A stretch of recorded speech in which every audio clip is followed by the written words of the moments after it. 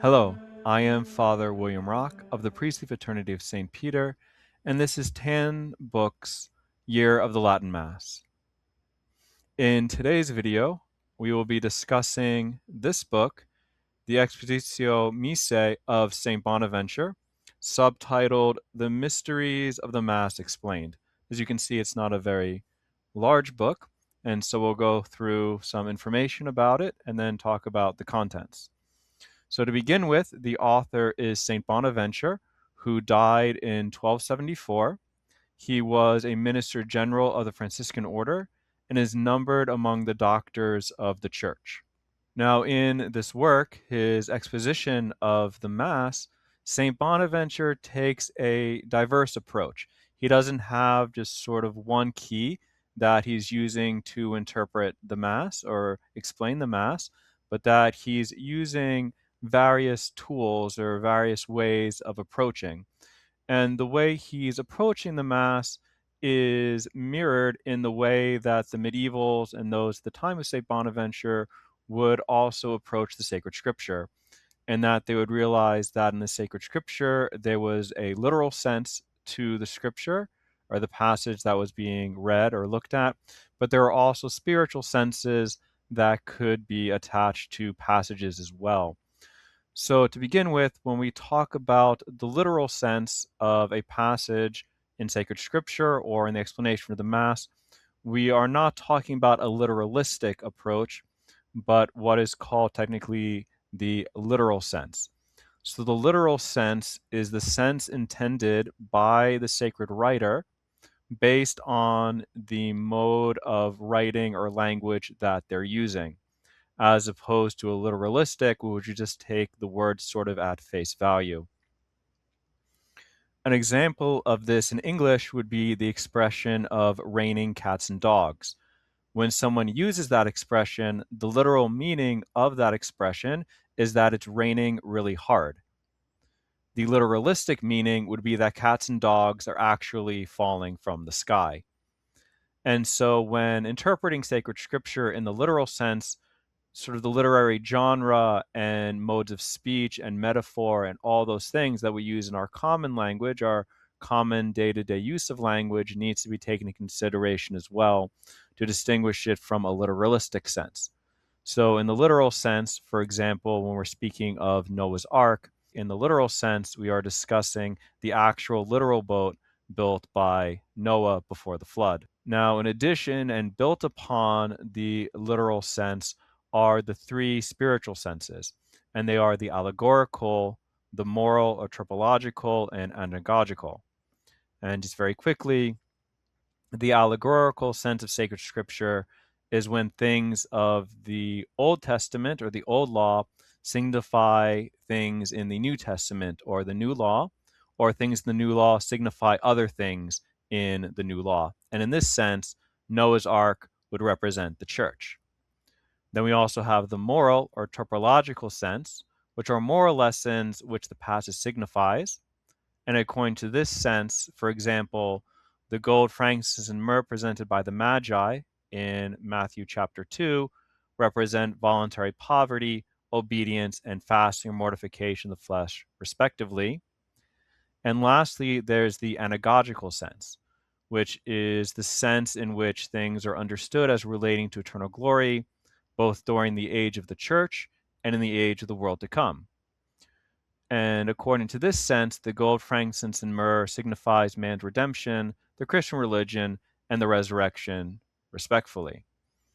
Now, in his treatment of the Mass, St. Bonaventure is sort of bouncing back and forth between these different modes of interpretation.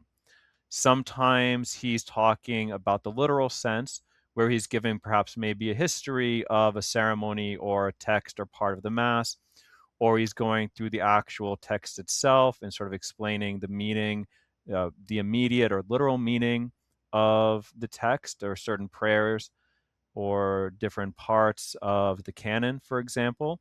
Or he might actually expand it, so he gives the text of the Sanctus and then expands it out to be like, well, this is kind of, even though we're saying it very shortly, here is the longer version of what it means by just saying the Sanctus.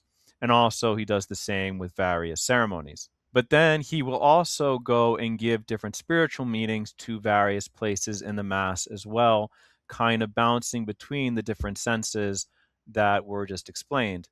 So, for example, we can talk about how there's the literal historical understanding of the fraction, where originally the fraction was needed because actual loaves of bread were consecrated during the Mass. And in order to distribute communion, the loaves would need to be broken up into pieces that could be consumed relatively easily.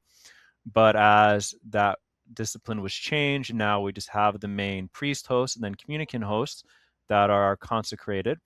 The fraction is now just of the priest host into three parts. One of the interpretations that Bonaventure gives is that those three parts of the host represents the three parts of the church suffering in purgatory, the church triumphant in heaven, and the church militant here on earth. And that would be more of a spiritual or anagogical sense of interpreting that particular action during the Mass. There was also a particular attention given to what's called the allegorical sense of interpreting the Mass. And this is seeing different ceremonies or different parts of the Mass as representing different parts of Christ's life. Now, the medievals took very seriously the idea that the Mass was to be done in memory of Christ. And so they would set symbolically different parts of our Lord's life to different parts of the Mass. And this is something that St. Bonaventure does too, interwoven with the rest of his exposition of the Mass as well. So he is kind of, in a sense, weaving together different threads and different ways of approaching the Mass into one convenient whole, in a sense, for the reader or for the user, the one who's using it. And particularly because he understood the Mass as representing the vast priesthood of Christ, encompassing both the foreshadowing of the Old Testament and fulfillment of the New Testament, he weaves those points in as well. Other things which he wrote about also include the disposition of the faithful at Mass and their behavior. And this is helpful so that those who are reading will know sort of what dispositions they should be stirring up at different parts of the Mass. Now, the question can be asked, what Mass is this book written for? And in general, I would say that it does map very well onto the traditional Latin Mass as it is generally celebrated today, so the post-Tridentine version. But it is important to note that when St. Bonaventure was writing, there was a lot of diversity in the way Mass was celebrated, because he is writing before the Tridentine codification of the Mass. So it's important to know some little history to understand how this came about. So, and to understand this, we basically go back to the time of Charlemagne. Now, Charlemagne in his empire, which at the time included parts of France, Germany, the Low Countries, parts of northern Italy, that sort of part of Central Europe, was in a mess liturgically, to say the least. There was a native liturgy that was in use in those places called the Gallican liturgy, but it was coming to a head in terms of its ability to be used. It was becoming very difficult to use, and in a sense, it was kind of breaking down under its own weight, is what the liturgists would say historically about it. And so, to find a solution to this, the bishops turned to the royalty, first to Pippin, Charlemagne's father, and then Charlemagne himself, in order to solve the issue. And the solution that they chose for the issue was basically to import the Roman books and the Roman practice into their realms. And particularly, this occurred under Charlemagne, where he issued mass books for his empire. Now, the core of the Mass books were the old Roman practices and the old Roman materials. In fact, he received different texts from Rome and also other texts that just kind of made their way up through the natural exchange of information that found its way to his court and to the court scholars. And eventually, things were codified and then sent out through the empire. And so throughout Charlemagne's empire, you had this Roman core that was the center of the celebration of Mass, but there would be some variety on different rubrics, say, or maybe other prayers that would be added for the sake of the priest's devotion. And so even though you would have throughout Central Europe, again, this Roman core that goes back to the earliest Roman sources, there would be diversity in the way it would be celebrated up until the codification at Trent.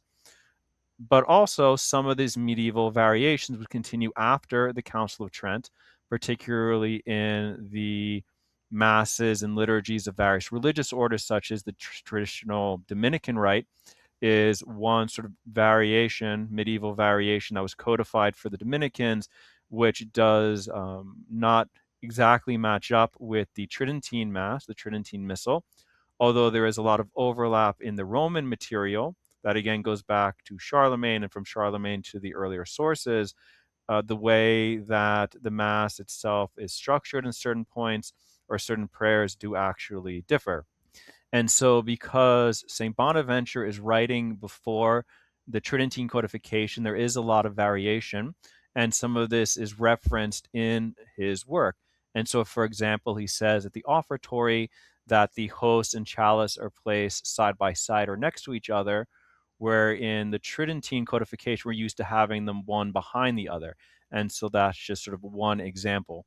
There are some footnotes and an introduction in this translation, which are helpful for the reader who is unfamiliar with some of these practices or the history, although I would say maybe at least one of the footnotes probably might not be accurate. I would question at least one of the footnotes, but overall I would say that they are helpful. And now the question can be asked is, how can I use this book? And so to do that, to use it, I would say to begin by reading it outside of Mass, and then especially going through and either highlighting or underlining or maybe writing in the margins the different parts of the Mass the different parts are referring to, so that you can have sort of a quick reference there when you're actually using it in Mass. Then when you're in Mass, you can take it in with you and then read through the various parts as the priest is going through the different parts of the ceremony. But it's important to know that you don't have to sort of get every detail, right? So if something particularly stands out to you, you can spend time meditating on that. You don't have to treat it as a checklist, but as something to aid your understanding of the Mass, sort of approaching it again, both in the literal sense and the spiritual senses, particularly, and looking at the Mass as expressing the life of Christ. So I think that's all I have for now. God bless, and we'll see you at Mass.